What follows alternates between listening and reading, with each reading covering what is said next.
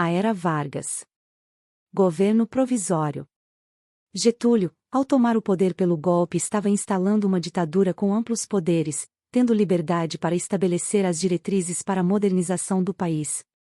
Com isso, criou ministérios como o do Trabalho, da Indústria e do Comércio, da Educação e da Saúde e órgãos como o Conselho Nacional do Café e o Instituto do Cacau, além da estrutura sindical, de influência fascista italiana, e das leis trabalhistas que viriam mais tarde a serem consolidadas na CLT.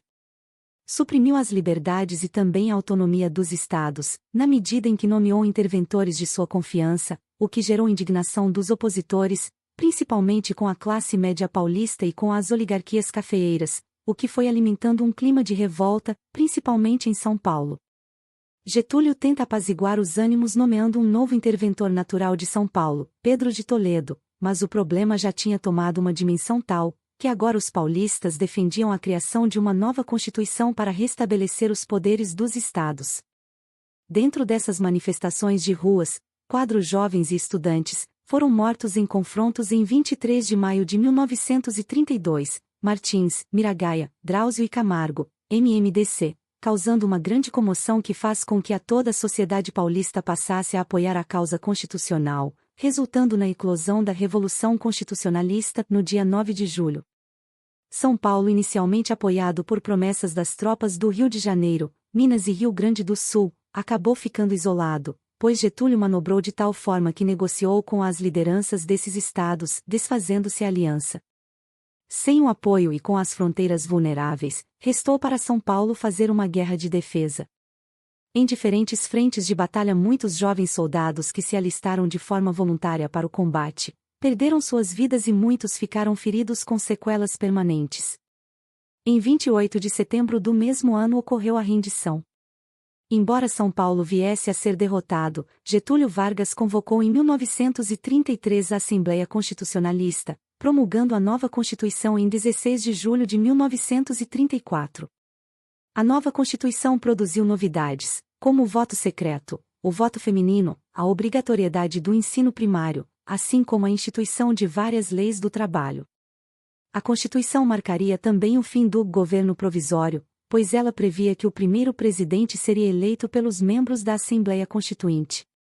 Assim, automaticamente Getúlio foi eleito de maneira indireta, dando início ao governo constitucionalista. O governo constitucionalista. Por influência das tendências políticas externas, a estrutura política brasileira neste período foi composta por partidos como a Ação Integralista, de direita, inspirada no fascismo, e de outro lado a Aliança Nacional Libertadora, de esquerda soviética, cujas lideranças eram de Plínio Salgado e Luiz Carlos Prestes, respectivamente.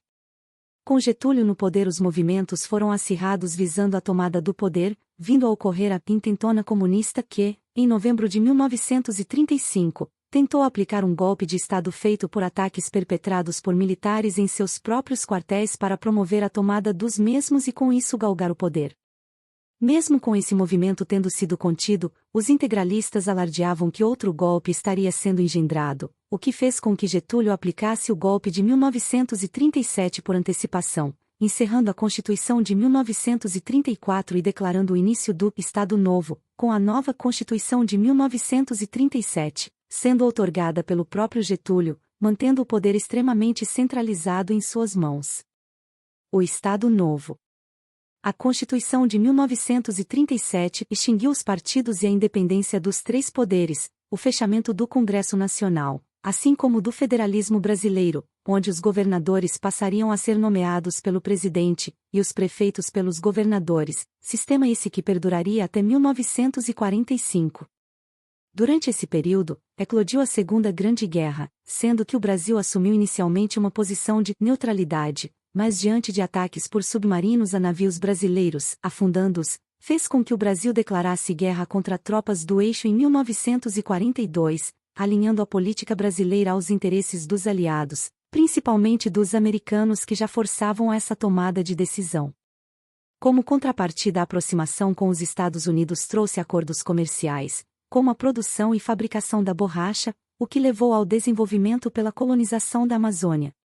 Teve também a implantação do projeto siderúrgico brasileiro, dando origem à Companhia Siderúrgica Nacional e à Companhia Vale do Rio Doce. No entanto, o alinhamento aos interesses americanos fez com Getúlio se afastasse dos ideais nacionalistas, e considerando o desgaste de sua própria política, foi-se criando a partir de 1943 um clima de oposição que exigia a redemocratização. Diante de um quadro que o levaria à sua deposição, Getúlio se antecipa ao impeachment e renuncia no dia 29 de outubro de 1945. Em 2 de dezembro foram realizadas eleições livres para o Congresso e Presidência, assumindo Eurico Gaspar Dutra, dando início a um novo período denominado República Populista.